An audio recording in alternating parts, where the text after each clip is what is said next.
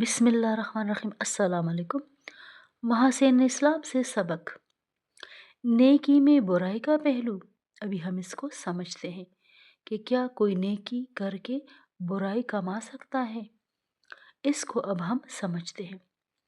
हज़रत अबू हाजिम रहमुल्लाह फरमाते हैं, बाज़ औक़ात बंदा नेकी करता है तो ये उसके लिए मुज़र होता है, और बाज़ औक़ात कोई गुनाह करता है तो उसके लिए सूदमंद होता है।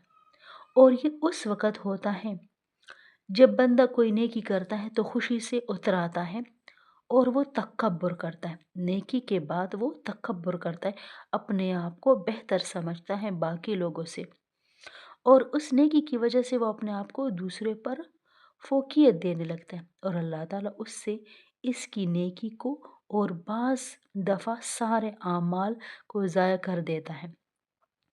और जब बंदा गुनाह करता है तो बाज़ औक़ात उस गुनाह की वजह से अल्लाह ताला इसके दिल में खौफ पैदा फरमा देते हैं, और फिर इस खौफ में और फिर वो ये खौफ इसमें मौजूद रहता है, जिसकी वजह से वो अपने आप को कमतर समझने लगता है और उस गुनाह से दोबारा अपने आप को बचाता है।